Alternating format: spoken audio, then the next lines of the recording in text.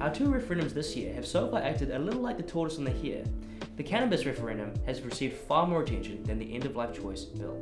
But the EOLC is just as important as the cannabis referendum, and like the tortoise, has a chance of crossing that line, which is actually making a bill into law. This is the end-of-life choice referendum, Simplified. First, a disclaimer. We have simplified this topic down to fit the format of our videos. If you'd like a full explanation on the end-of-life choice referendum, go to our website here. Disclaimer aside, here's the deal. The EOLC is the act of legally ending your life when facing extreme or terminal suffering. The act is legal in countries like Switzerland and Germany, and across the ditch in the state of Victoria.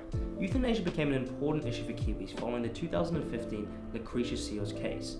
Seals was a parliamentary lawyer who unfortunately was diagnosed with a brain tumour. In November 2019, Parliament passed a euthanasia bill.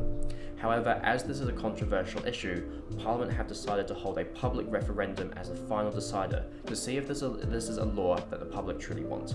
So, if this referendum gets more than 50% of the vote, it will become a new law almost immediately. This is what you call a legally binding referendum because the results of the referendum will influence the new law directly.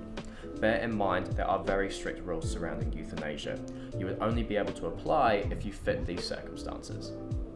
It'd also have to be signed off by two doctors, who would have to decide whether or not you are mentally sound and in a terminal state.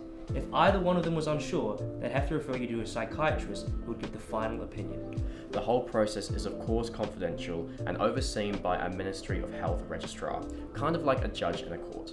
And that's the end of life choice referendum, simplified.